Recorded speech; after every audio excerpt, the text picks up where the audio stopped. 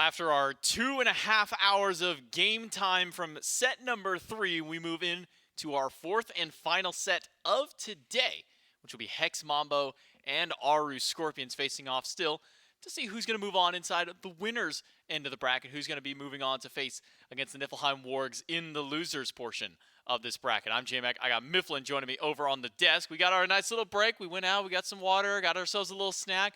We're ramped up, ready to go for our final set of the day. I wouldn't want to be anywhere but here right now. I can't think of anywhere. Name a place. No, I'd rather be here. There you go. The Chuck E. Cheese ball pit. Nope. No. That's really what do I, like athlete's foot? Like, you got a fair one. I don't know why I even thought that was an option. That would be probably the furthest place I would want to be at this point. That was a Freudian slip if I've ever heard one, man. I don't know why that was the first place that came to mind for me. You know what? It's the game that did it to me. It's the 66-minute game into the 50-minute game that popped back for me. But we got one. You're still baffled. Yeah, man. And I'm still laughing about it. But 3 sets down, 1 more to go on this elimination bracket for these squads. Hex Mambo, the #1 seed from EU coming into this event, undefeated in the regular season, have only dropped 1 game so far in this event to qualify to this side of the bracket. And it'll be the first team that we kind of go as in-depth on as we can. And we've talked so much about Hex Mambo. This is basically an SPL caliber squad. They've taken games off of SPL teams. They've nearly taken, or they have taken a set off of some as well out there with like the Solar Scarabs back in Summer Masters. And this is a team that feels like they do no wrong. When these guys decide that they want to win, they feel unstoppable. Their games are quick and concise. When the Hex Mambo are in a position to end a game, the game simply ends. These guys know exactly what pace they try to establish. Their compositions, when they build them, are executed properly. Each individual member of this team is SPL caliber as far as I am concerned.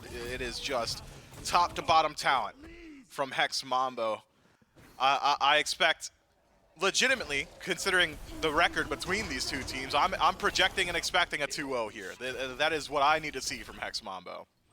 Hex Mambo, who have felt untouchable throughout the regular season of play. We've seen only 1 slip-up for them in the tournament so far earlier on. That was against the Niflheim Wargs, and maybe we see why, considering that's a team that was able to take the Highland Ravens all the way to game number 3.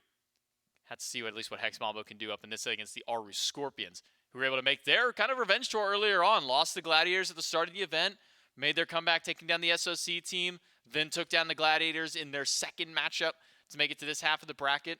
And that's the Aaru Scorpions facing off against Hex Mambo. And I got to give a lot of the back off of this one over towards Rapio and Panvich on the right side of the map. These two have been doing really well. Predss, especially whenever he was able to pick up the Athena in his set, really made a name for himself over in that dual lane to help them out there. This Aaru Scorpions, it's going to take a lot, but this is a team that has shown that they have capabilities to take games off top teams. If the Aaru Scorpions are going to win this set, it's got to be the best smite they've ever played, as far as I'm concerned. And they would be punching up. It would be a phenomenal upset if the Aaru Scorpions were capable of winning here. You list a couple of their players, and I think you're right to do so. Rapio in particular has been a consistent in the past, has been playing competitive smite for going on 5 years now, I want to say. Back in 2015, I believe, was his start in competitive console league smite, and since then, with console on the way out, has made the jump to PC and has transitioned very well. Hasn't adapted the god pool too much since then, though. Has stuck to his favorites. Things like the Fafnir, the Thor, has been a consistent as well.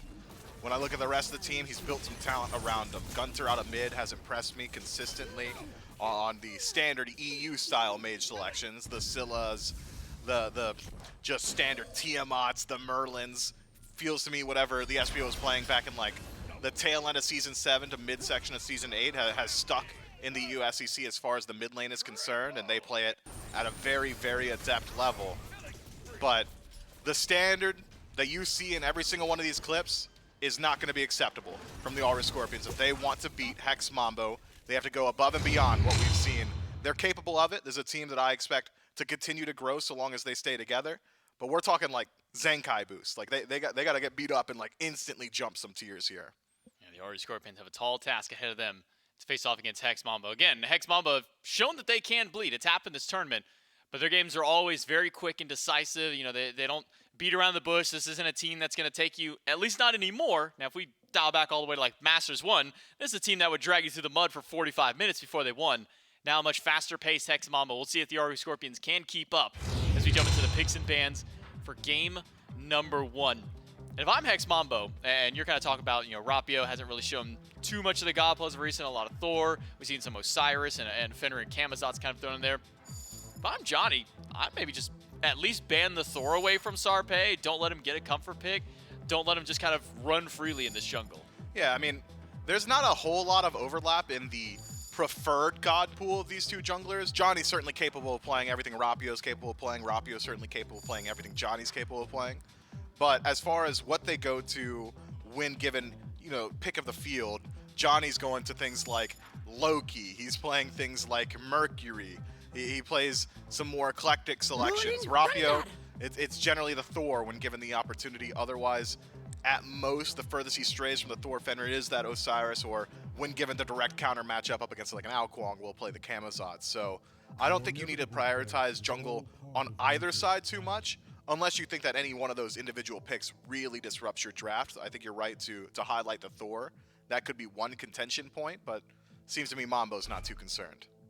Not at the moment. The top 3 hunters of the EU SCC meta have all been selected. It's all been drafted in the top 3. As Ishtar goes to Mambo, Aaru Scorpions grab Cernunnos and Cupid, while banning away Tyr, Ymir, and Amaterasu. Other side, it was Hades, Cthulhu, and Osiris banned away by Mambo. They pick up Fafnir and something signature, at least, of Zyrhoes in that mid lane. The Chronos being hovered and locked in for the mid laner. And this, to me, screams that it still could go towards a late game, but we've seen that Hex Mambo, even with picks like this Mifflin, don't necessarily mean that we're going to push the early game away. Of the last 3 games that Zyrhoes has played Chronos, I think we're averaging at most like 28 to 30 minutes. I agree that Chronos obviously stronger as the game goes on, right, but Hex Mambo kind of just strong in general, or able to blitzkrieg anywhere on the map. And if the entirety of your map, the entirety of your team's doing well, it expedites that process, speeds up the clock, if you would. So this Chronos could very well hit the ground running, and it doesn't necessarily do too poorly in like the mid section of the game. Once your first ability's maxed out, your ranged poke is really high, the stun threat really high as well, with some of the changes to his second ability now giving 35% additional power. I mean, feels like Chronos can kind of just fight given like 3 or 4 items. With the bans rolling through for Aaru Scorpions, they actually banned the Thor themselves, as well as a Mercury to take that one away from Dzoni. Other side, Yamoja, who somehow made it all the way till 10th ban, and Terra also taken away, but it'll be Artio and Ratatoskr to round out the Hex Mambo composition. Aaru Scorpions do grab Khepri and Guan Yu, then a Lancelot. Kind of round things out here. How do you feel about the Lancelot for a final selection for the Scorpions against this team? I mean, it gives you a lot of aggression, gets you through that early game a bit better. Does have a decent matchup into the Chronos as well. The displacement from that shield bash can make it a bit more difficult for Chronos to maneuver. But I was expecting at least a little bit more magical from this Aaru Scorpions draft, or maybe if you were going to go double hunter, grab one of the ones that's got some form of defense shred. Hex Mambo, pseudo double hunter with the Fafnir. Chronos is going to be auto-attacking very well. Aaru Scorpions, traditional double hunter, but maybe not the 2 traditional double hunters together. We'll see if the magical hunter-hunter combo wins, or will it be the traditional double hunter of the Aaru Scorpions. We jump into game number 1 with Gore and Trelly. That's right, it's the last set of day number 3. Hex Mambo and the Aaru Scorpions taking each other on. And it is a Cernunnos over there in mid for Gunter. Davey back on the Cupid that we got to see a little bit of earlier. And Hex Mambo coming in, much like the Ravens, Trelly. I don't want to say it's been a coasting for them so far, because yesterday they got pushed to 3 by the Wargs. But the easiest path to this portion is they could take only 2 sets played, 2 sets won, and they're looking to put a 3rd on their belt. That would be the idea here for Hex Mambo. I'm curious where they're going to play through. They do have a Chronos. Zyrhoes loves this pick, and I think, usually you're looking towards late game when you see a pick like that in the mid lane, but if you get ahead, Chronos really does start swinging early, especially towards those tanks. But because of the fact that, Deathwalker's also on a magical character, you can see Panvich already going into some cooldown, possibly Genji's guard, but magical defense is the point. So Zyrhoes not going to be swinging too hard on a Panvich once that Guan Yu starts rotating in. I think late game is the call, but Johnny is on Rat, has Blink. You got to assume that this Ratatoskr also wants to close gap early and try and find some aggression, possibly over in that solo lane. I I mean, that's one of the benefits of having a magical solo laner is the fact that Panvich is not going to build that Fizz Prot. So I think there's possibly some opportunities to go towards right, but it looks like just scrapping back and forth. Rapio also getting aggressive. That Lancelot's not afraid to fight either. Yeah, definitely someone who we've seen get very hands-on early on in games. Dzoni, one of the gods that we've seen kind of lead the way. Mifflin had mentioned it, small buffs, but buffs nonetheless. Some to Chronos' late game, some to his early game. We'll see if maybe that combination can help alleviate some of the pressure on Dzoni's shoulders to make him the one-man show for it. Going in, steals one of the Harpies there for the mid-camps. Honestly, kind of surprised to see Dzoni. Well, I say that as if we're not level 2. I don't know why. Like, my brain's, I guess it's just warred by 55 minutes. I'm sorry, 50 minutes and then 66 minutes of watching teams spend 40 of them brawling. Yeah, at late game. And so, how dare Dzoni load into this game at the normal level and not be late game already? And it's going to be fun to watch them, though. Yeah, imagine not being, imagine having 0 items and not getting aggressive and just absolutely diving. Why do we even bother with the early game? Just load in 30 minutes. If you just load in at 20 minutes. Most people call that arena. That is true. Like Assault, you get like 3,000 gold and you have your ult like right off the rip. Does open up for some interesting plays, but also you miss that little bit of strategy where already Hex Mambo's up like 400 gold just by clearing a little bit faster, you know? Clearing a little faster, a little better, a little more. Last hits, that comes into consideration as well. You know, we don't talk about last hits often. No, we don't. And I feel like I don't, primarily because as I play support a lot, last hits are not anything I ever need to think about. That is like a nice little boost in gold that is going to help you out. Most important at this point, I guess, for really, if you're looking at it, maybe Zyrhoes, Echrome, Davy, GunTTeRR on the other side, just to see how the waves clear.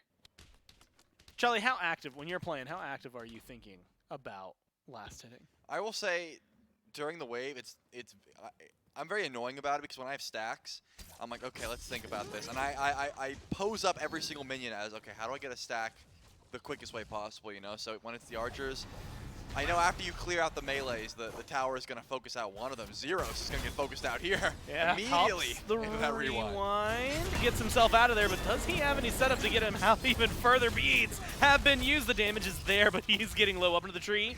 Goes the Ratatoskr, 3-man knockup, and that's a good to continue to chase down. Dzoni's looking for some early kills, but he's getting slowed down, taken the long way around. Nice route from GunTTeRR.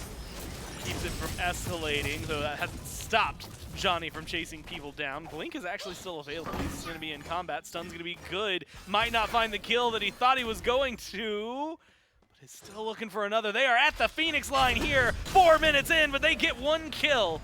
Hammer from Trixtank connects onto Rapio. Looks like it could open up for another, but his first blood to Dzoni. Trixtank might just be second. No, they're not going to get this one. Davey realized he's missing a wave to chase that kill down. He's like, it's not even worth it at this point. Just let him go, and I'm going to continue to farm. That was an intense fight, and I'm very surprised that Dzoni opts to go for the thick bark acorn here, but I can tell just by the way he's building this rat. Not going to be the typical, you know, Missile Thorn with the burst damage big stun. It's going to be more so prot-based, going for the prot shred, and you also get the double charge in that flurry. A little bit of a hybrid Ratatoskr build, and the damage numbers are reflecting that early aggression that we expected from him. Top of the charts for sure, and able to grab first blood. Dzoni is probably going to be that hybrid rat that you never want to deal with, especially as a double Fizz comp. Well, I mean 4 Fizz, but in this case the carries. GunTTeRR and Davy, they're not going to like it. How much of that 3,300 do you think was his 3-man knockup? Probably, maybe actually not as much as I would think. But still a really good play by Dzoni, and as you mentioned, a fun build to keep our eyes on. Not something that we get to see too often. I feel like we've seen a lot of various Ratatoskrs. Solo comes up to mind. Variety loves to play that pick. Twig has played it. Dzoni's playing it here. And we've seen, usually it's a variant of 3 different acorns And I have to give that shout out. That one game in Season 8, Raffer played support Ratatoskr and gave a build that worked for like 2 patches and never again.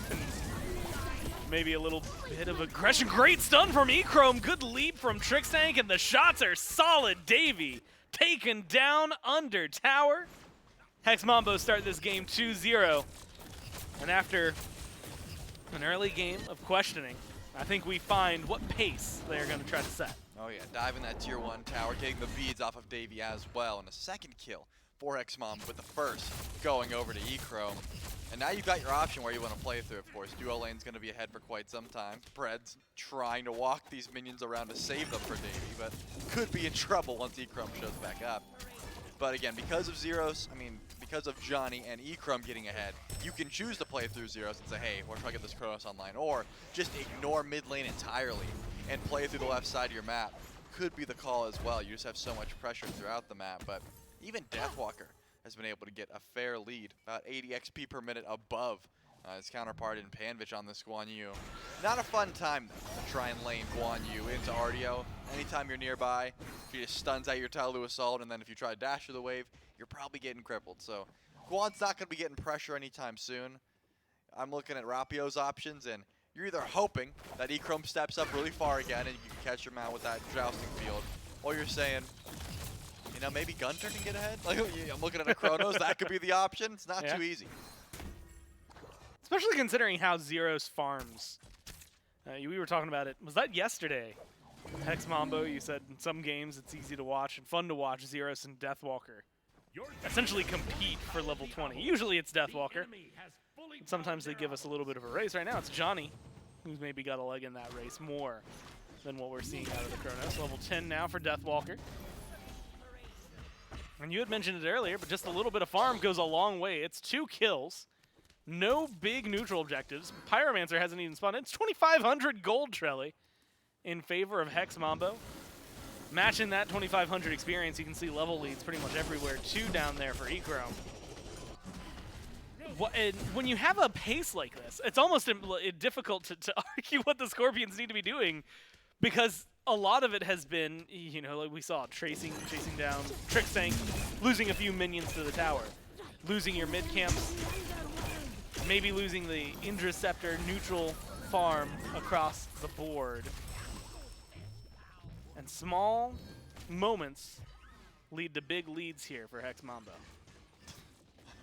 I was just wondering how long they were going to do Ring Around the Rosie there, and it looks like Rapio unfortunately forgot that Trix was a dragon when he rolled up to this side of the map, so did have to use that joust field to get away. And a Gold Fury will be started up here. The Decline transformation is down, but Zyrhoes also makes that rotation. It's going to be close. This is certainly a 50-50, but Hex Mambo has not reset it yet. Going to find a lot of damage for free onto Predss, force the ult, and they should be able to pick this one up no problem. They drop the Fury, instead turn their attention towards the Scorpions. Dzoni has to walk away from this one, too low of a health bar. Seems like the rest of the team is going to say maybe that was an early Fury call as well. They get the Interceptor, steal away a purple buff, get the kill, get on out of there. But Trelly, they're still with enough of a lead at this point. If they get another kill like that or any pressure over here in duo, that Gold Fury is going to be clean pickings for Hex Mambo. Yeah, they've got no problem going for that pull because of the fact that they have so much damage coming from Echrome and Zyrhoes. And if Trix had the transformation for a bit longer, that Fafnir would have helped out as well. But Dzoni got himself a second kill and finished up that Glad Chill, which you got to expect coming from the hybrid rat build. It's just going to be even more annoying. And Trix got the Witchblade. This is what I'm talking about. When you're up against double ADC, there are a lot of items you can get to really thwart what a Cernunnos and a Cupid want to do late game. And it's not like Rapio is not also going to be feeling that. Wouldn't be surprised if we saw the Horrific come through and then just stacking Fizz Prots. I mean, just take a look at the builds here. Trix has Sov Witchblade, Glad Shield, and then Breastplate for Deathwalker. No one on the side of the Scorpions feels like they do damage. And I don't imagine it's going to change for the next 10 minutes or so. And you had touched on this. Mifflin had said it on the desk as well. You have to imagine not having one of the hunters that does like traditional prot shred, maybe hurting them. Here, maybe a showcase of that. Predss eats a lot of damage just to the left of mid lane. Hex Mambo in a position to either continue getting aggressive, maybe go for an invade, though there's not much up for them to steal. Maybe to look for a kill. Trixtank, it is not far-fetched for him and Dzoni to be this far forward. 4 minutes in, they were at the Phoenix line in left lane. Now they're just hanging around the tier 2. No way they're going to go for this. Right? He's got beads. Davey is so aware of the positioning. They want the tower down, and they want this purple buff, it seems. But Dzoni not going to step up too far. As if tier 2 tower isn't already too far. As long as you've got through the Cosmos, you're never really out of position. Also with a bit of a tankier build, should be just fine. But here comes Rapio, galloping in, maybe wants to get active at this purple buff, and does blink in here, but I'm not seeing any damage being done just yet. Yes, Scorpions secure their purple. An ult thrown out, not connecting from Echrome. 1-0-1. I have to give the shout out. I think I was giving Echrome a little bit of hell yesterday. It's been a very good start to this set. And to keep things rolling in their favor, Gold Fury picked up very simply by Hex Mambo. 12 minutes in, 5,000 gold. And Trelly, they are setting a pace here for the Scorpions. I mean, Olympic sprinters going up against a casual jogger right now, and it is showing. Oh, it definitely is. And keeping pace with Deathwalker, trying to be 2 levels above the time of the game we are in. He is at level 14 at 12 minutes. He was able to hit 20 at 18 minutes last time he was on that Amaterasu, but the Artio farms a little bit differently and still is able to get so much free farm here for Hex Mambo. Not to say that Panvich isn't also decently farming. Level 13 is not bad. It's just when you're looking at that Artio, makes you feel a lot worse. Not to say that Guan wouldn't also be able to rotate in and do some damage to Zyrhoes. That certainly could be the call, but it looks like Rapio is trying to turn back some damage over to Dzoni. Trix is trying to find it. We'll get a chain stun here. Predss is getting melted. Yeah, just the way that Dzoni, Trixtank, but specifically Zyrhoes, have lined up this game. I mentioned it when I was watching Fixing Bans to you. Another good stun, good damage from Zyrhoes. Again, forces Rapio to ult for a disengage instead of trying to stay aggressive or get something done with it. That is twice in a row now that Zyrhoes, or someone, has been able to do so. I was talking to you when I saw it locked in, because it came up, and maybe one of the only 3-digit gods that we have. I guess it depends on how many games they played. It was only 2 for Chronos, but sitting at 100% win rate. And you got to thank Zyrhoes for that, mostly because he is the one who loves this pick so much that he's going to go back to it again and again and again when given the opportunity. Yeah, the Chronos isn't so bad. I'm fine with that. What I'm getting grossed out about currently is Johnny's build. Going into even more defense here on the Ratatoskr. It's going to do damage, unfortunately, because of the way Glad Shield works, and has plenty of extra damage with that Thick Bark Acorn. So should be able to just spam that flurry, steal protections, and then continue to do damage to pretty much everyone on the side of the Aaru Scorpions. I just want to see exactly how much GunTTeRR and Davey can actually trade back, but not too much brawling as of recent. Pyromancer is up, though, and could be something that the Hex Mambo could look to group up towards, but so far has just been farming and sitting around the left side of your map. With Echrome having a level or 3-level lead, it does make sense. I mean, Davey cannot step up to the tower and feel good pretty much ever. I should say step out of tower. No way he's stepping all the way up to tier 1 tower, but stepping out of his own tier 2 has to even be scary at this point because of the semi-global presence from Dzoni, as well as the fact that Echrome just has a full kin size over his counterpart in the Cupid. You're definitely not taking that boxing fight, and you certainly aren't winning if you are taking it. Yeah, maybe not one I'd recommend. Out of his weight class, right? Yeah. You're going to get taken down pretty quickly. And so a difficult decision to make, or maybe an easy decision to make over there for Davey. Hey, guys, I'm going to just sit back. I'm going to farm for a while. You mind if I get green buff every time it comes up? Yeah, That's we'll all I see. can farm. We'll see where he goes. He's just waiting to green. Hey, he's going to wait there patiently.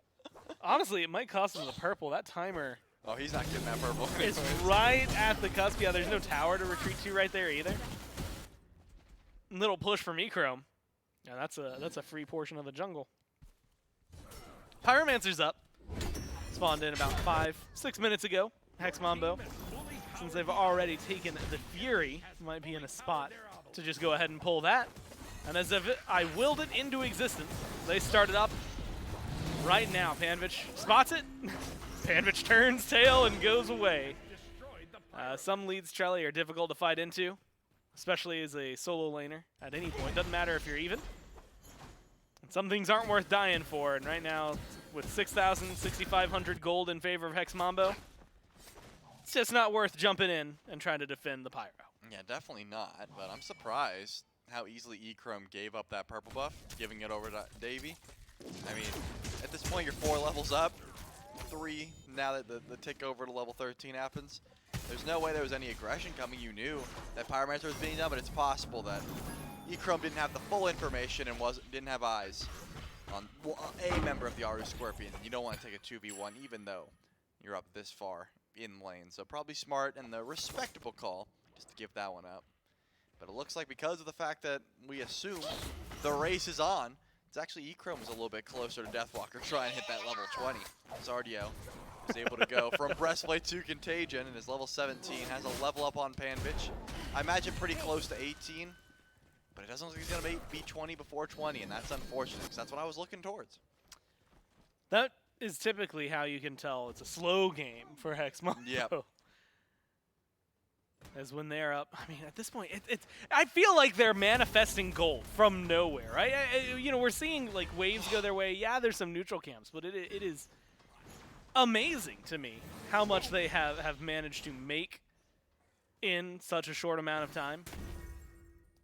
Which at this point, you know, they're pushing 7,000. And after they get this Fury, they're going to be well over that mark. Oni Fury looking like it's going to be pretty easily secured. You got a blue buff on the belt of Deathwalker and Panvich, thwarting a little bit of the push from the Scorpions. Plus, you got a Trebuchet over there on right.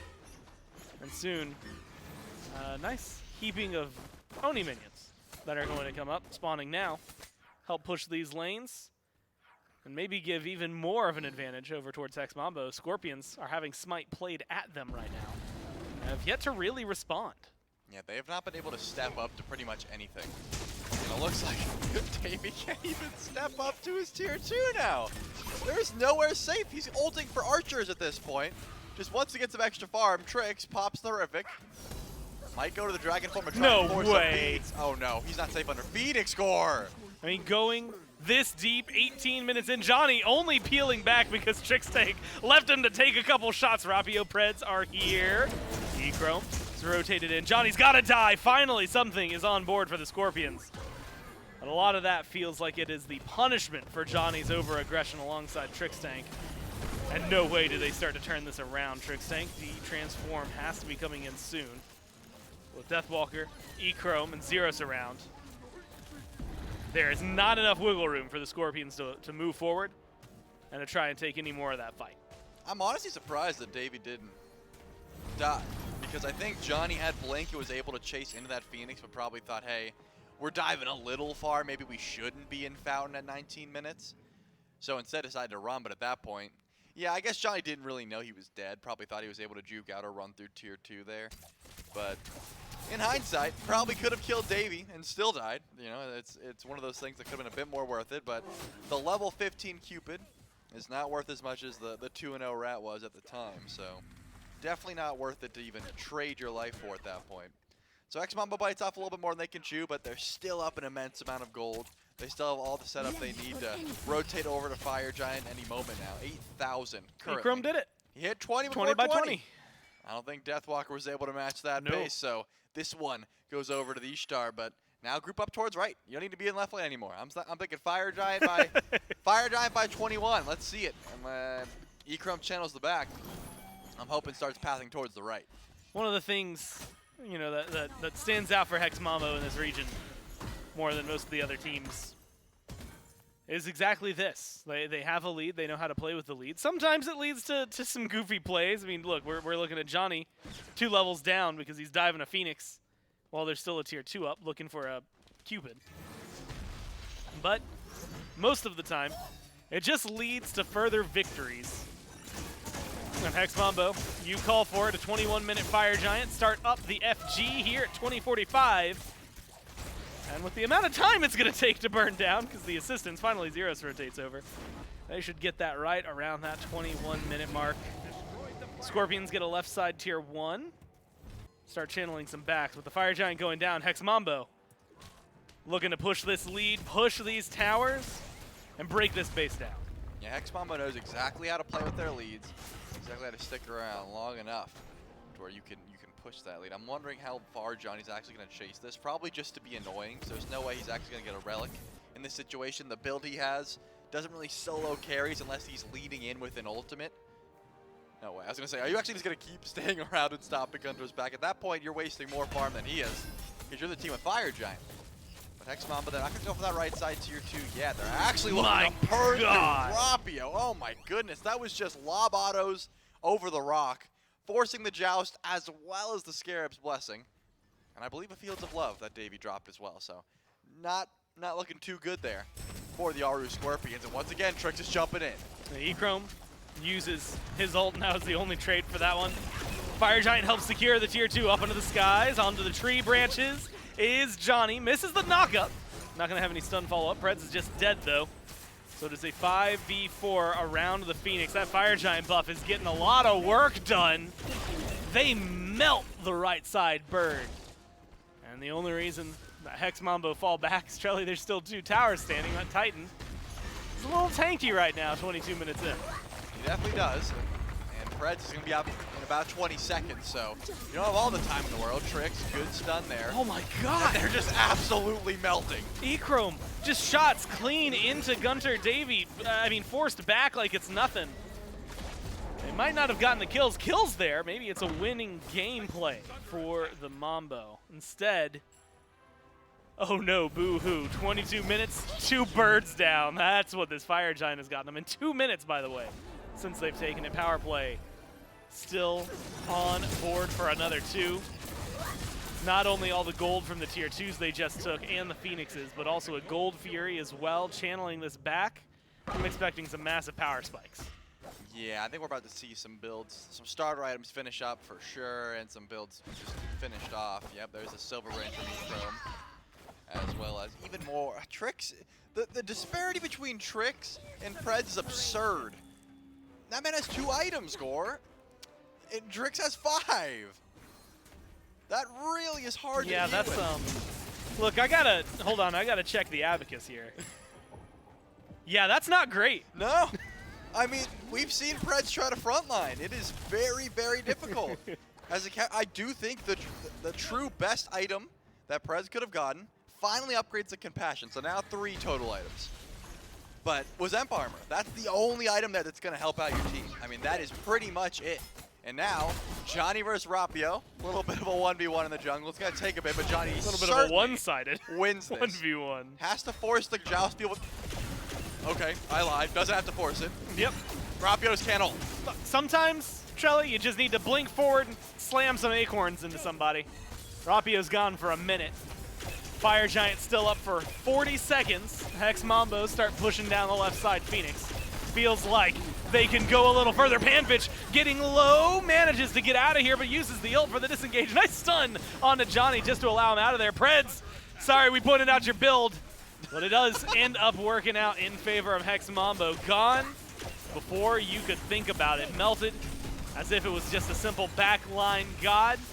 Gunter, Davey, Panvich struggling to step forward. Gunter just gone. Davey barely staying alive in the fountain, and that's game 1 in a commanding victory for Hex Mambo. Yeah, I'm thinking if the Scorpions were able to get a little bit more prod shred, maybe that full fizz comp worked, but Johnny was able to go Glad Shield into Breastplate and still win the 1v1 versus Rapio. Like, it did not matter. There was not enough magical damage coming from the side of the Aaru Scorpions, as well as there wasn't enough prod shred to make sure those physical characters were actually doing damage. That was just completely one-sided there from Mambo. I mean, and there was a point, when they were up, 2-0, 3-0, and it was 5,000 gold, 6,000 gold. Feels like they were just walking past a leaf, grabbing it, and had an extra piece of gold for them. No matter whatever they were doing, Scorpions got to figure out a way to stop it, and they got to do it fast. Very commanding win there for Hex Mambo in game number 1. We'll see what the Scorpions can do for us in game number 2.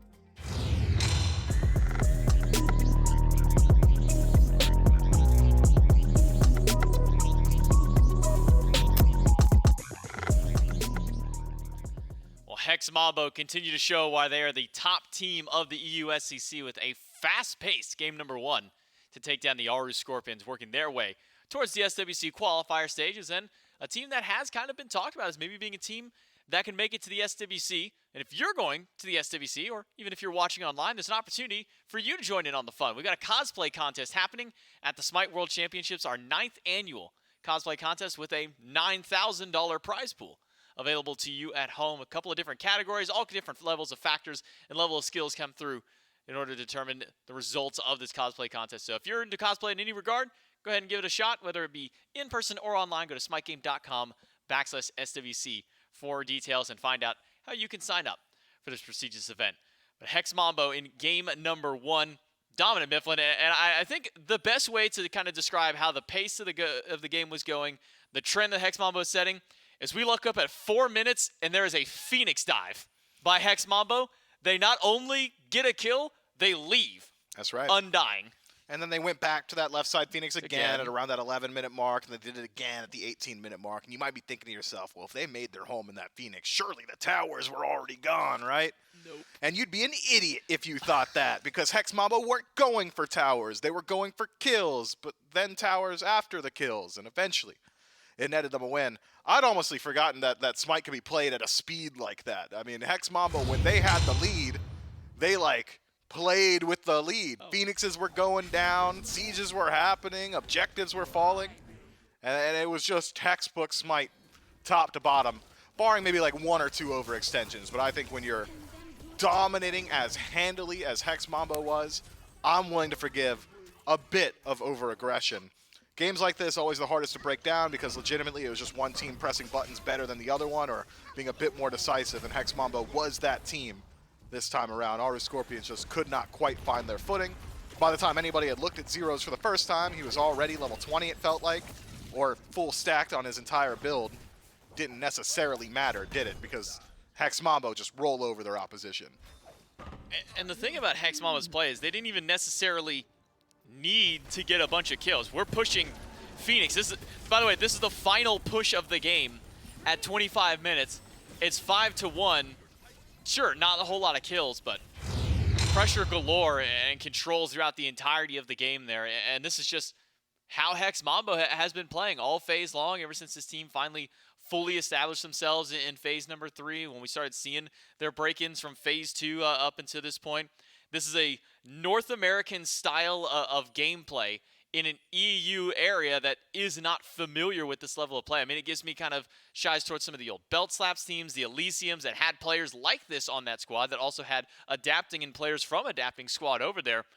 And they just play with no regard for anything. They are just, we load in, we W key, and either we win with that W key or we lose with that W key. But it's gonna be fast. And just to make sure we know, win or lose, it's quick, but 95% of the time, Elysium was winning, Hex Mambo was winning, all these top-seeded SCC teams that are expediting the process of the early game, making plays early, going for value trades, generally just tended to win. I'm not willing to call it North American versus EU style. I'm, at this point, considering how often the first seed in the EU SCC has played this style, I'd probably just say it's right Smite. Oh, a lot of talent on the side of Hex Mambo to bring themselves game number 1. We'll see if the Aaru Scorpions can bounce back for game number 2 and try and extend this set out. Maybe go towards a game number 3, keep their chances of the upper bracket alive. Remember, the loser of this set is not out. It just is a longer path for them to qualify to the next round of play over in January. If you stay on the winner side bracket, you only got to win 1 more set of Smite. If you lose in this one, you got at least 2 more that you have to go through before you can have that chance to qualify through. Hex Mambo with the first pick. They do ban away Hades, Cthulhu, and Osiris. No changes from the Scorpions so far. It'll be the Ymir, the Tyr, and the Amaterasu banned away. So what does that leave available? Yamoja, incredibly powerful from this position. Some priority hunters as well. It's not the Yamoja, it's a priority hunter. I didn't have to look, I heard it. That was Ishtar, right? Right, that is Ishtar. Yeah. There's 2 more hunters that they picked up that the Scorpions did. Yeah, it could be last like time. Cupid Cern here, you Yeah, think yeah. maybe? Maybe I wouldn't do that if I were the Scorpions. It didn't work. Well, you're good. They didn't do that one. It's Scylla, at least for the first of those 2. We'll see if one of those other hunters does get picked up for the Aaru Scorpions alongside it. Currently hovering the Cupid. Could be at least something to try and combat against this Ishtar, but feels like when you're giving Echrome a priority pick like this in the Hunter role, at first we talked all about the Heimdall for like the first half of the year. Now it's the Ishtar kind of slotting in. Definitely not a pick I don't want to be giving to Echrome any day of the week.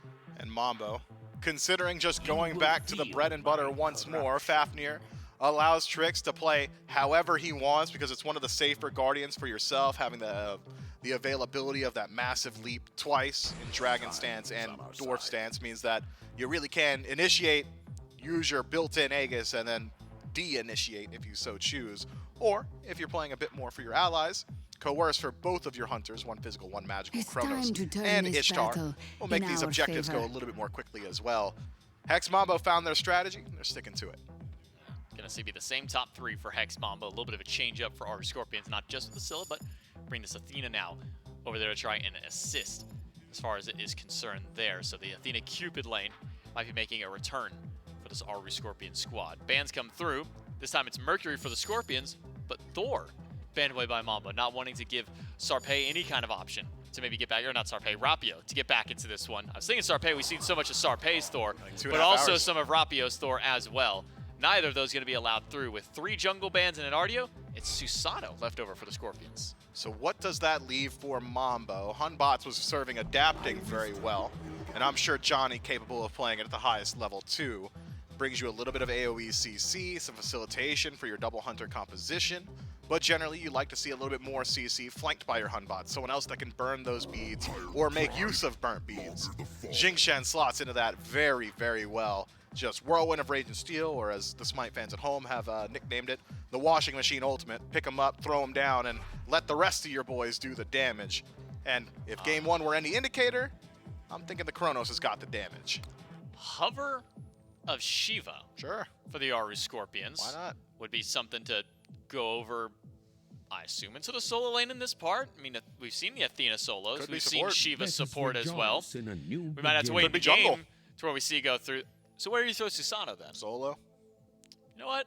At this point, Mid. I'm not going to doubt what the EU likes to do because they have done some wild stuff in their builds. They've done some wild stuff as far as where picks go through. ADC. We'll have to see. Okay, maybe you're getting a little crazy on the Shiva ADC. You better hope you're wrong. Maybe or I'm wrong.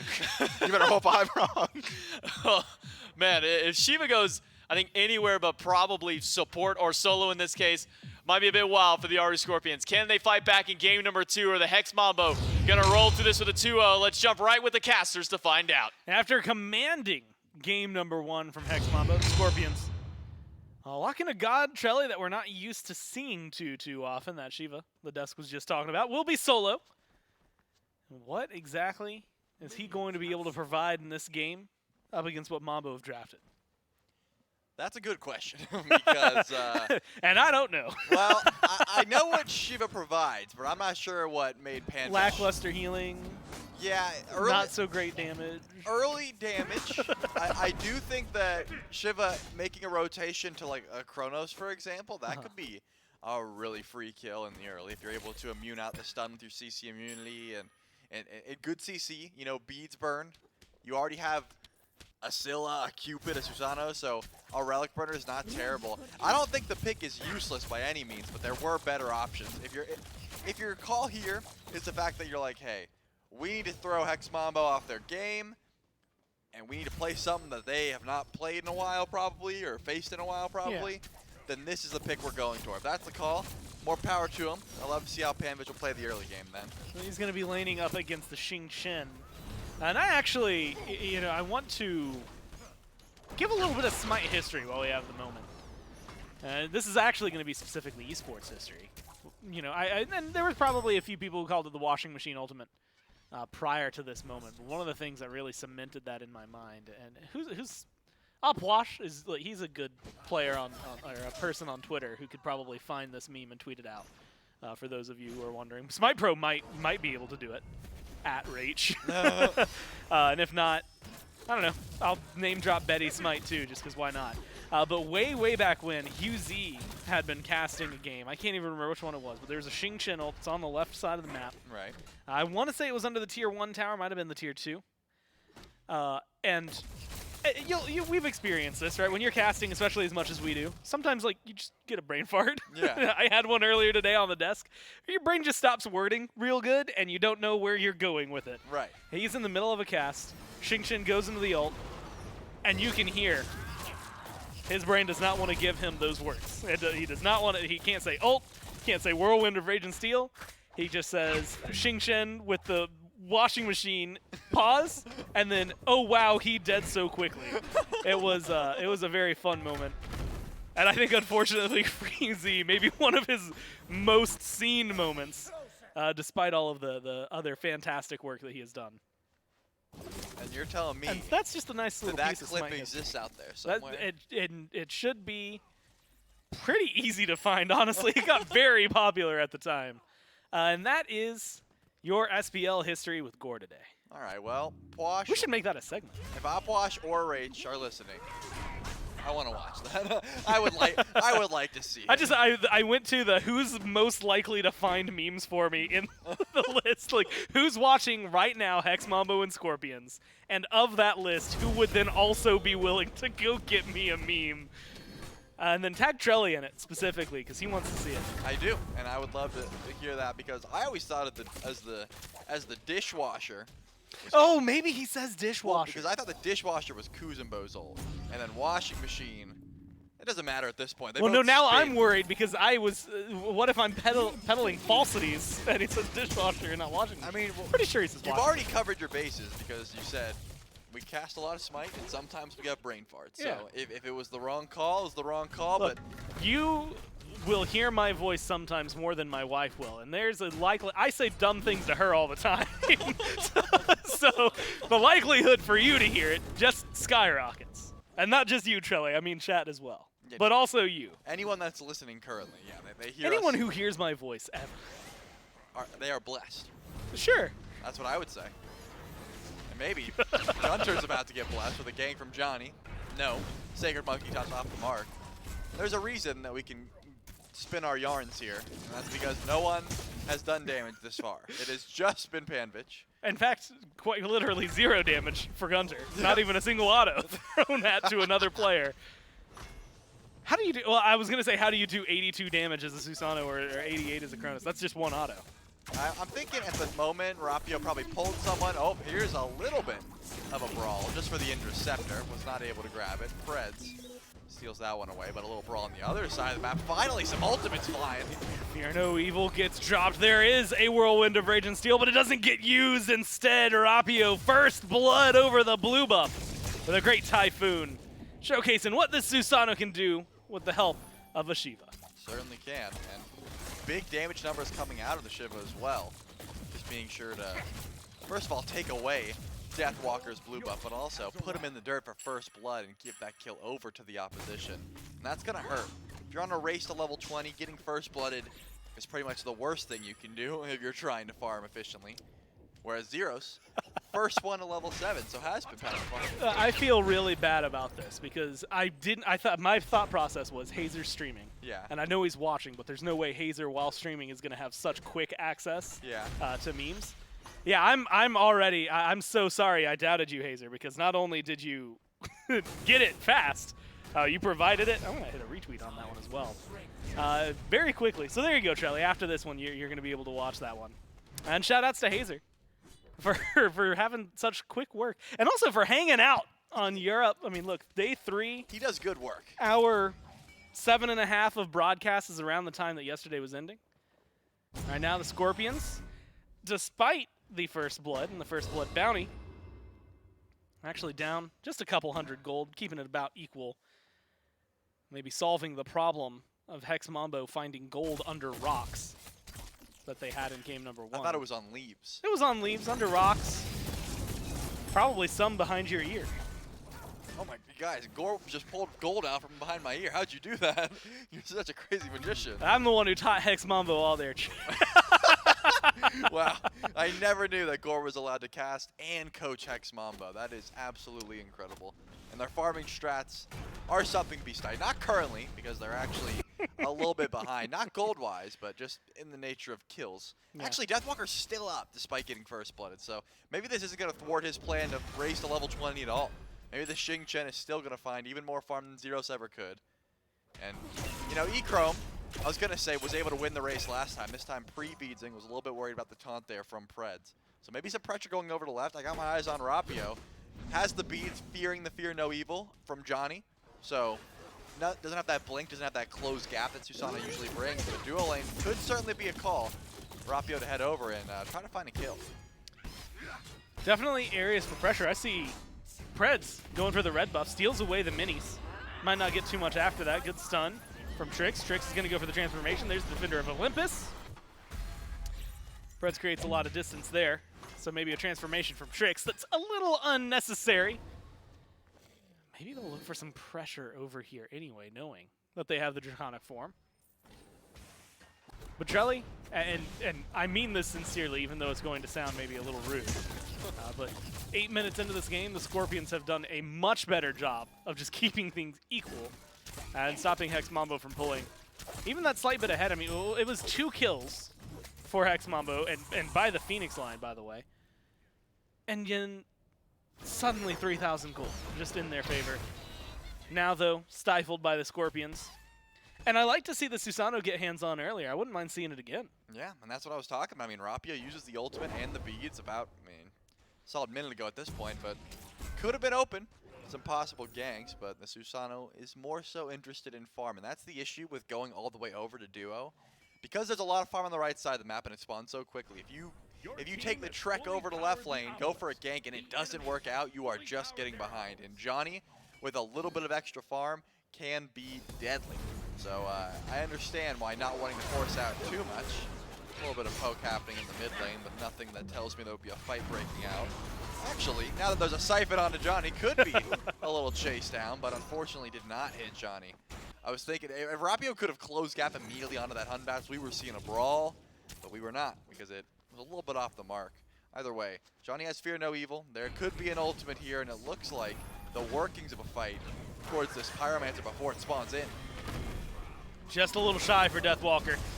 Whirlwind of Rage and Steel not going to pick anybody up. Instead, it's a 3v2, 3v3. Here comes the Fear No Evil, you have to imagine. From Dzoni, drops it onto Rapio. Overhand smash.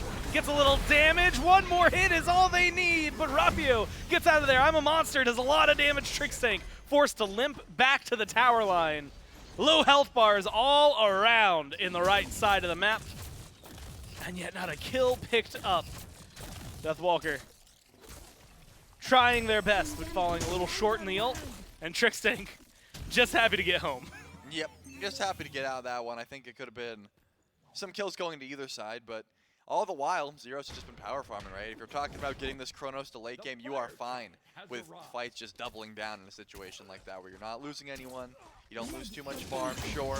You lose beads on GunTTeRR and Rapio, and on the opposite side, actually no relics were used in that brawl, so should be just fine there for Hex Mambo. Definitely a net win. And if Dzoni can just wait for that ultimate to come back up and try and find a good ultimate onto Rapio, of course GunTTeRR doesn't have up a monster yet, but will be back up by the time Fear No Evil is, so that could be some CC immunity there. The 1v1 in the jungle could be interesting, is the point. I don't think that Dzoni has backed yet, though. Has a fair bit of gold in hand, yeah, about 2,000. So you don't want to fight when you got 2k gold, especially this early into the game. With only 80 seconds left on that beads timer. Maybe if Zyrhoes is around, or maybe if Deathwalker is around. Wouldn't be the worst idea to try and find the Susano and look for an ultimate. Rushing the Transcendence, already close to stacking that up. You had mentioned not wanting to fight. I was wondering how they were going to handle some aggression from the Scorpion. Seems like that one falls flat. Scorpion step forward, try to steal the greater Scorpion. And instead, just going to watch Dzoni farm up a little longer. Nothing too crazy coming out of him just yet. Although, granted, and we've kind of seen this, outside of what Adapting was able to do a little earlier, most of the time we're used to seeing a slower pace from a Batz, right? He usually isn't this early game god. Maybe at level 5, and like you said, with 30 seconds left on Rapio's beads, maybe you've got a small opening there. But for the most part, not the most surprising thing that Dzoni's playing this a lot slower than we saw the Ratatoskr. Yeah, that does make sense. Echrome trades out the ult for Predss ulting in as well as Davy, so 2 for 1. Gotta be happy with that trade for the time being.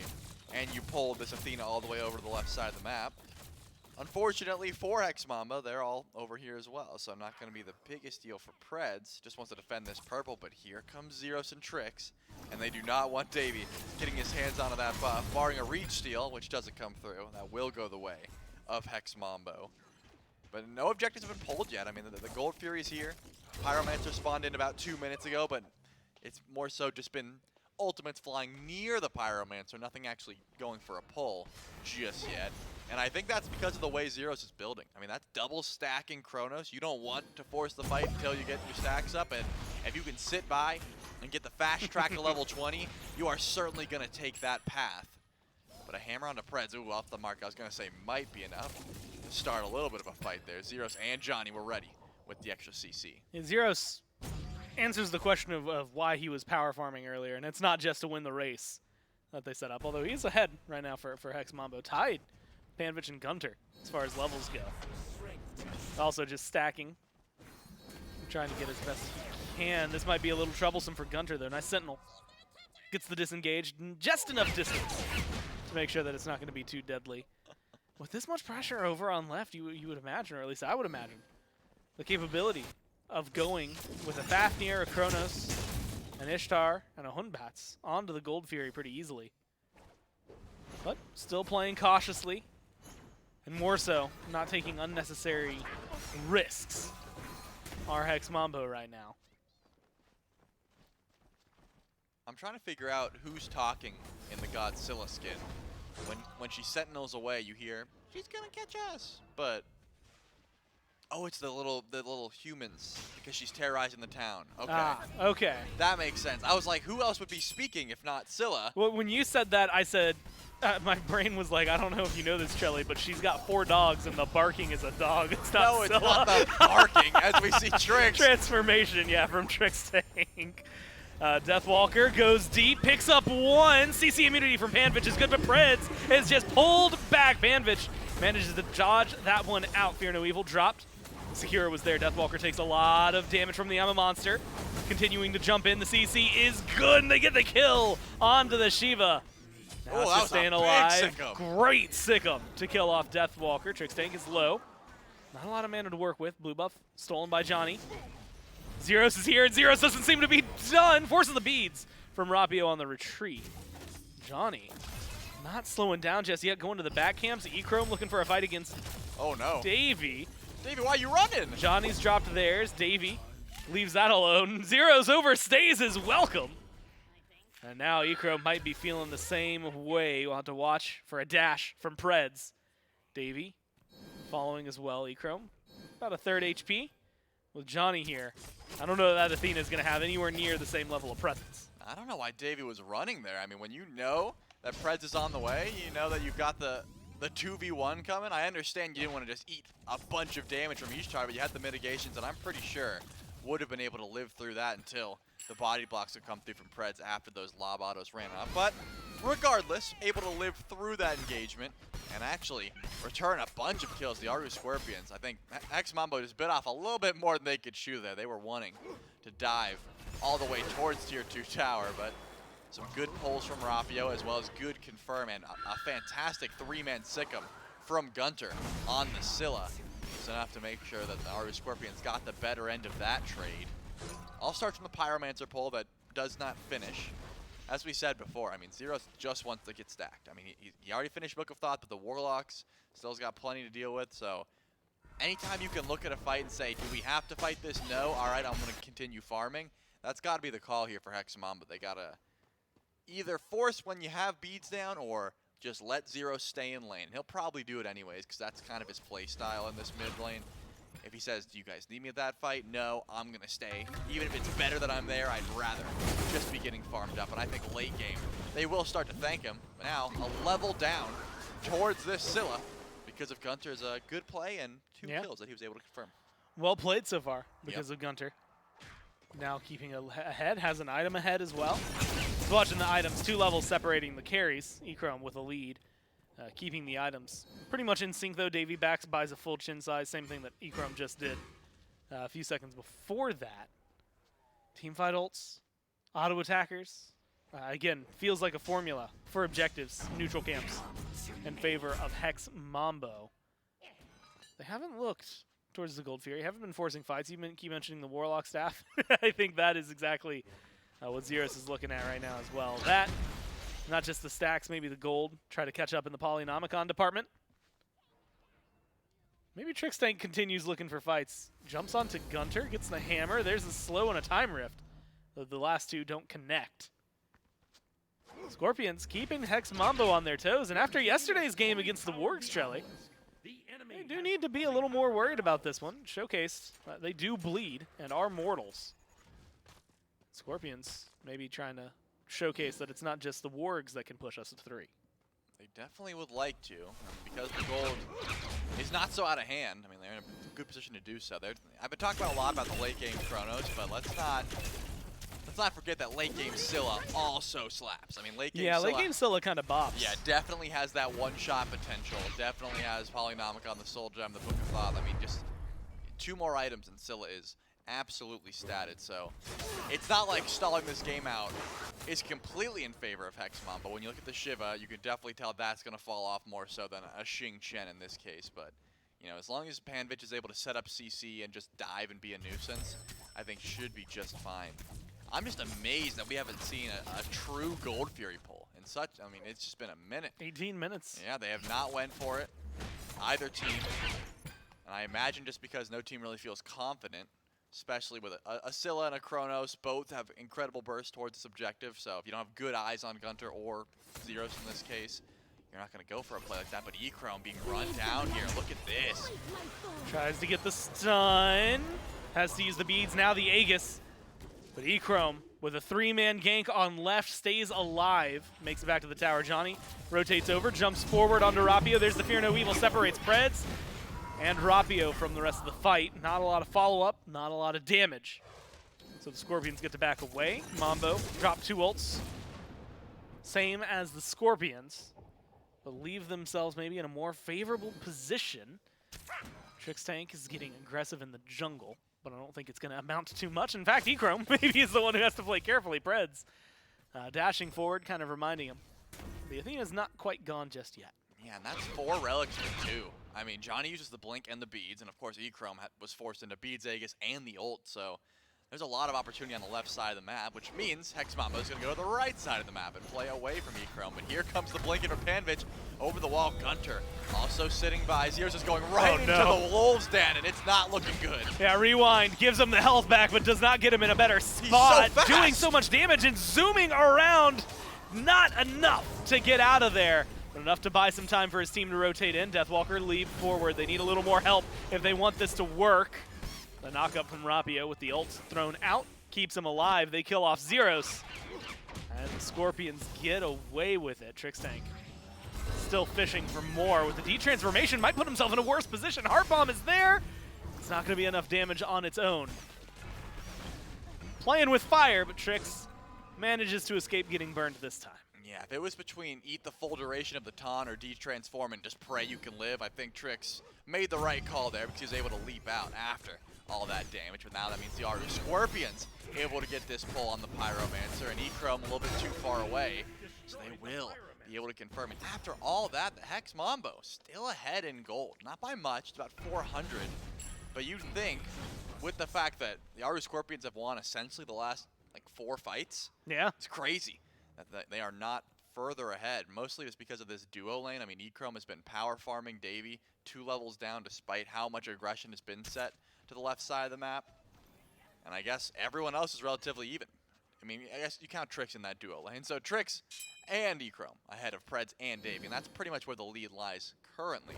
Whereas GunTTERR's about a level ahead of Zyrhoes and has been consistently. Typhoon is going to steal away that red buff, though, and that's just mean. That is just mean. Predss dashes forward. Predss taking a lot of damage. 2 items online. Great Aegis from Zyrhoes keeps him alive. And a beautiful rewind. He channels it just in time. Should have the cooldowns. But do they have the damage? No. Aaru Scorpions starting to run the show here against Hex Mambo. Now they can back off. 2 down on Hex Mambo. Opens up the objective play. Echrome steps forward. Is looking for a little bit. Has the boxing match against Rapio, almost finds the kill, but no, now the collapse is in. What? Rapio dies to Deathwalker. Echrome still goes down. Deathwalker, unless he has a miracle in his pocket, Going to be one of the last ones standing. Might have that miracle. Throws 2. Doesn't have a lot of damage to work with on his own. And Trixtank, especially with this build, isn't necessarily the greatest follow-up. We might finally get to see a Gold Fury Bull, and it's the Aaru Scorpions after a successful 3-man kill. And they're finally in the lead gold-wise even before that Fury goes down. So good on them. Zyrhoes has certainly been the target of the aggression in these fights more often than not. And the worst part about Chronos is if you can't use that rewind effectively. I'm not going to say he didn't because he was forced into it, but you go back 8 seconds.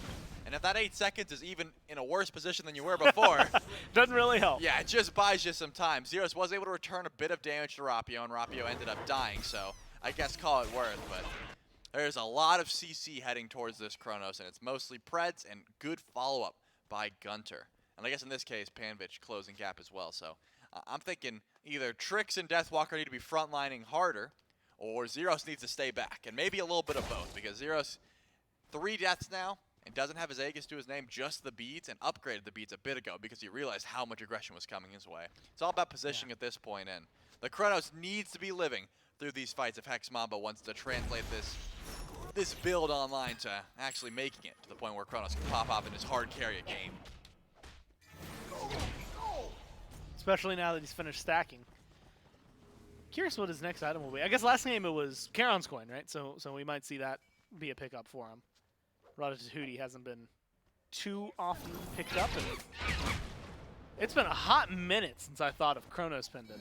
That's his pendant. So so he asked you. He doesn't have to buy it. It's free. It's weird. It's in the legal binding when you lock in Chronos. Actually, at the very bottom, very tiny print. Must buy Chronos pendant by end of game, or else you're doomed for low elo games for the rest of eternity. And what's low elo in this case? I don't know. Because what's that copy pasta? Like, you're not allowed to criticize pros unless you're high elo, and then in parentheses gold 3 4. or higher, yeah. So in that case, you're doomed to low elo. Diamond 4, by the way. Like that's what we call it. Bronze 3. Okay. You're stuck in bronze. That's not a fate I would wish on anyone.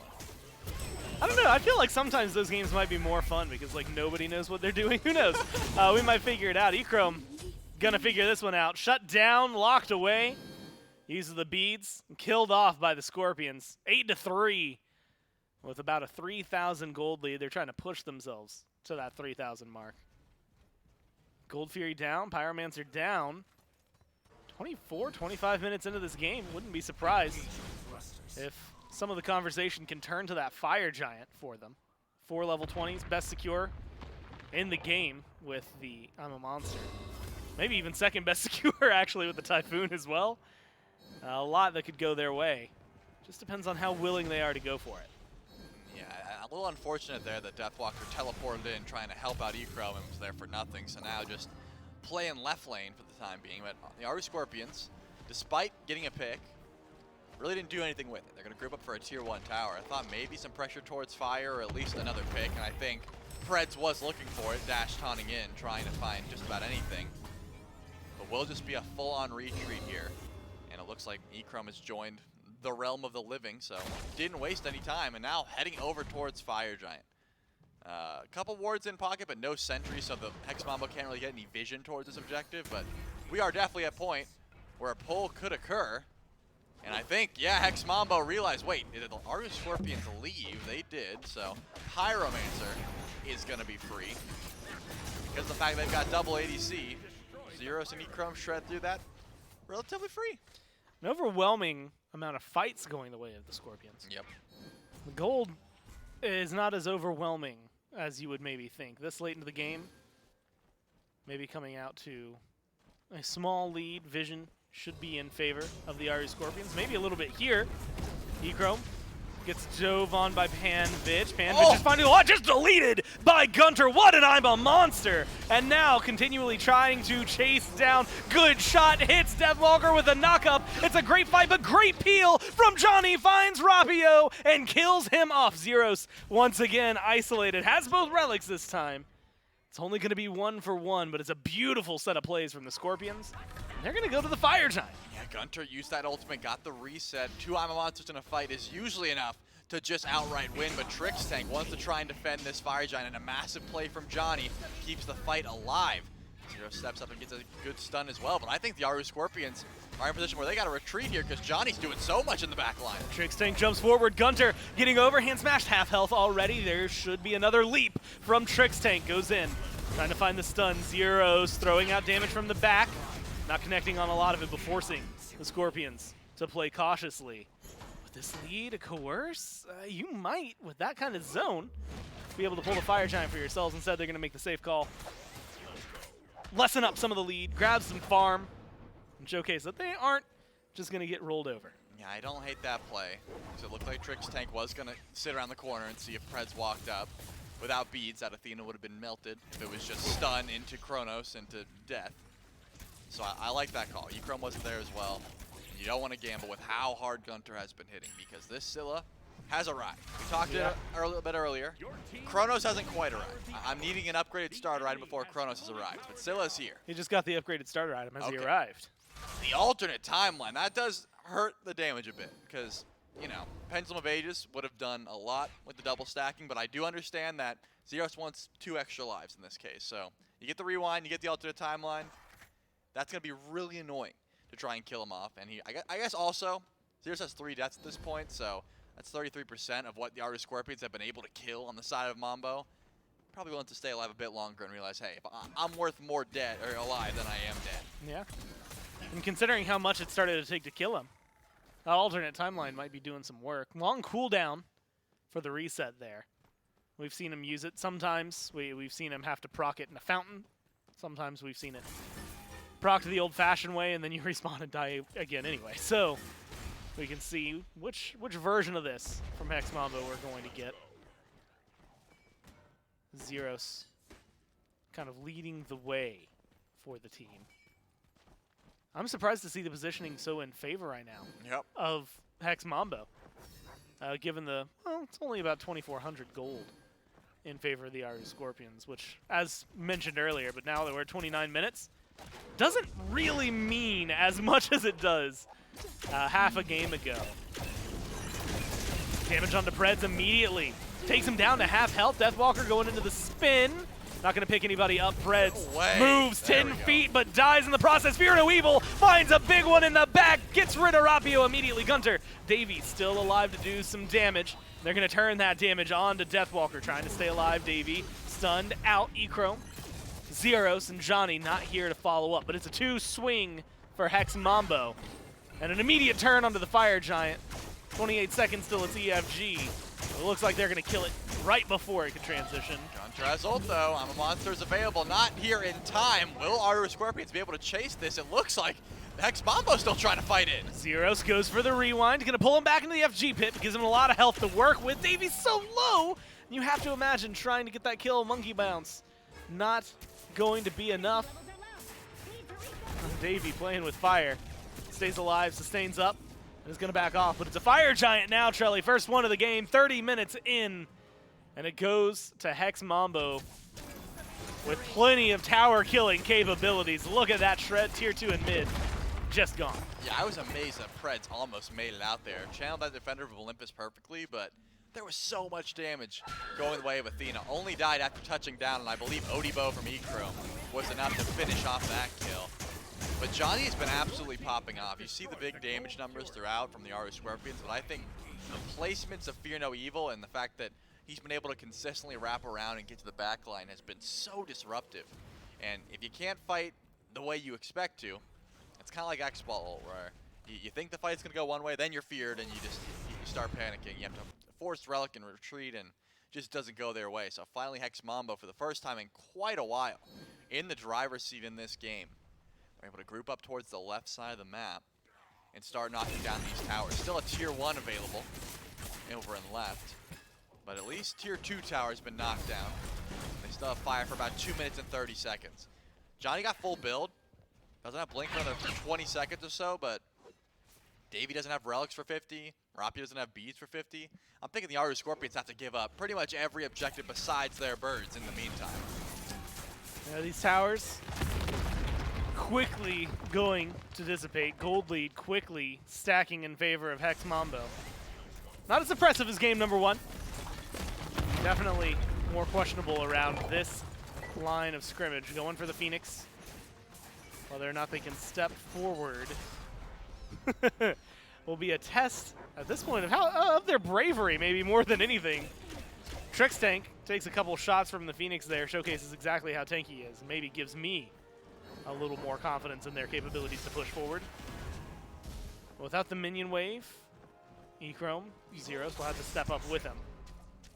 This is a dangerous game. We've seen what GunTTeRR can do to a target that's out of position. Yeah, now GunTTR's got full rod up to Hootie, so that's going to help even more so if you can land an I'm a Monster, and I think that's why Hex Mambo are playing this as reserved as they can. It has been Trix walk up, Trix hammer, Trix miss, okay, back up. And that's been the call. This time around, though, Deathwalker is going to pull in Predss. Gets a nice spin, then a Fear No Evil. Just a delete button for the front line. And the I'm a Monster immuned out by Zyrhoes. Otherwise, GunTTRR would have pulled one back, but you have to imagine left side Phoenix, an easy kill. It looks like, no, they're going to fall back. Maybe surging forward. 45 seconds to work with. While the front line on the Aaru Scorpions is gone. Hex Mambo take the middle Phoenix as well. 45 seconds left on the Fire Giant. They're jumping into the Titan room, and they're looking for the kill. Rapio forced back into the fountain, and it's him, it's GunTTRR. They're going to try their best, but they are not going to get it done. Hex Mambo turn this game around and win it in 33. I mean, I know that I've been harping on Johnny, but I think he had a fantastic performance. Deathwalker also, great ultimate. That Fear No Evil doesn't happen if the washing machine doesn't throw everyone in to the Fear No Evil. But once Zyrhoes died his third time, he said, I will not be dying again. I will be positioning as far back as possible. I'm getting an alternate timeline. I'm ulting early if I have to. There's no way I'm getting a fourth death, and he did. Once they were able to keep that Chronos alive, and more specifically, consistently fight with Fear No Evil, it looked a lot better for Hex Mambo. Yeah, it takes him a little while to get online. We see some fight back, but again, it always comes with a loss. And then at the very end there, just an explosive team fight around the Fire Giant, then another explosive team fight around left side Phoenix. Gets them the win. Hex Mambo get to move forward, but that's not the end of the road just yet for the Scorpions. It does put Hex Mambo one set away from potentially making it to the SWC group stages. You don't have to take it from me, though. We got J-Mac and Mifflin to talk to you about it. Well, I'm just going to piggyback off of that point right there. Hex Mambo, with the win here, remain in the upper bracket, Mifflin, so they'll be awaiting their opponents a little bit later on in the weekend. We got 3 more sets that'll go through, and Hex Mambo only needs to win one of those in order to be the first team to qualify to the SWC group stages to meet up with the Pro League teams. Some signs of light, at least out of the Aaru Scorpions, a little bit of fight back in the early game. Established themselves a nice lead, got about a 3,000-4,000 gold lead. But against a team like Hex Mambo, 3,000-4,000, 24 minutes in, is not enough of a lead, especially when you have Deathwalker and Johnny teaming up to make plays like they do. And I think it really is a match that is decided by decisiveness. Hex Mambo from 3,000 gold down, what do? Do they sit on their hands and wait for some unforced errors? No, they walked up on Pyromancer, 3K down, took it, now the gold lead's 2K. Aaru Scorpions sitting there like, oh man, our lead's getting cut. They go for a bit of a hyper-aggressive play, and Hex Mambo pushed themselves back into it. It was the second that Hex Mambo that got Fire Giant. What do? They group up, they go to the Gold Fury, they take that down, they grab some towers on the way as well, and I think that is the distinct difference between Hex Mambo, at times the Aaru Scorpions, and the rest of the EU SCC. It's a conversation that we've had ad nauseum, but there is a delineation between safe, methodical, clinical play and trepidatious and at times cowardly play. I would argue here the Aaru Scorpions played a bit on the passive side for my liking. When you've got a lead, you need to push it, else that lead starts to dwindle. And Hex Mambo, I think, a perfect example of it. You were 3K up, 3K turned to 0 to 4K down in about, what, a 2-minute time frame? That was a clean stuff. That was clean initiation. It was all clean from Hex Mambo, barring allowing that lead to take place. And I think maybe some of that comes just from the experience that Hex Mambo has, not just as a team together, not just for how long they've been playing Smite, but the fact that 4 of the 5 players on that team come from the SPL to some degree, whether that was SPL a few years ago or SPL last year. And that's the style of play that they've adapted to their play style here as a full squad, and now continue to run with that, no matter if they're playing in the AU SCC, if they're playing against NA teams. they're taking that SPL pedigree that they had, that experience they had at that point, to know, hey, we took Fire Giant. There's a tier 2 tower at 75% health, and we have a Chronos with Polynomicon online. Why don't we just go drop that before we go back, take Gold Fury, and then spend up the 1,500 or whatever in pocket there. So Hex Mambo able to find a clean 2-0 victory over the Aaru Scorpions, keep themselves up in the upper bracket. Unfortunately for the Scorpions, their road to potentially making it to the SWC qualifier is going to be a little bit longer now. They got to face off against the Niflheim Wargs, and then they got to face off against the loser of Hex Mambo and Highland Ravens to then see who, if they could make it there, or maybe even the Niflheim Wargs can find a win against the Scorpions, and then still have to face the loser of this squad and to make it to that second slot. Yeah, I think everybody that's in this bracket right now still is saying, man, hope I match up against the Ravens, right? Because Mambo is looking nearly undefeatable. I mean, we saw him bleed, we saw him stumble, but how much bleeding did they really do? It was like a paper cut. 3,000 gold down was maybe one of the biggest deficits we've seen Mambo play into all week. Yeah, Hex Mambo just look great so far. They're able to find themselves the 2-0 here, puts them one step closer to SWC qualifying stage, to playing up against some of those SPL teams. And it's something that we kind of talked about on some of the waiting rooms leading up to this event. You know, if Hex Mambo make it to that group stage play, depending on the team that they end up squaring up against, might be having a potential of seeing an SCC team make it to the Smite World Championship. They're going to get matched against the Warriors, the Titans, the Scarabs, the Valks.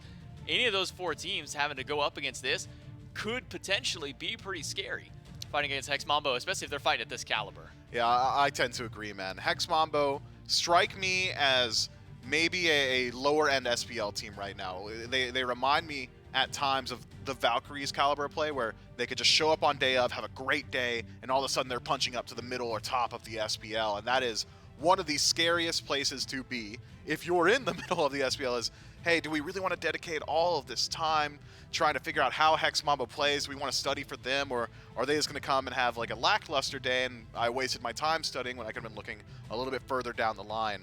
It's kind of, I think it was Twig that had said it. Right. Hate playing against the Valkyries because some days they just play really good and then others they don't. I think Hex Mambo could be in a similar position. You were reading my mind. We were sharing a brain cell there for a moment because I was thinking that exact same person, that exact same quote there. We're playing against the lower seeded teams who have nothing to lose. I mean, they're not expected to win, so they could just come out and do whatever. You never know what's on the mind of the Valks, of the Scarabs at that time, or even players like Hex Mambo who don't always play that traditional style of Smite. They're not playing the top of the meta picks every single time. They're playing what's good for them. I mean, dial back to Masters 2. Nobody was playing Tier going to the Summer Masters. What does Deathwalker do? Man, Tier looks kind of fun here and makes probably the highlight play of the year, one of the best, I would say top 5, if not top 10 Smite plays of all time. And then what happens in Phase 3? We saw a lot more Tier from everybody else in the SPL. Sometimes these picks, even if they are just flavor picks, can prove that they're capable of fighting up, and everybody else takes notice. That's why generally we see those flavor picks saved a little bit later into the year. You want to develop your world's meta, show what you've been keeping in your pocket, but I don't think Hex Mambo in a position where they can hold back, especially against any of the SPL squads. Well, day number 3 of our EU SCC Championships is done. We've got 3 more sets to go to see which 2 teams are making it to the group stage. That all starts at 11 a.m. tomorrow. On behalf of myself, Mifflin, Caster, Struction, everyone, thanks for watching, and we'll see you tomorrow for the final day.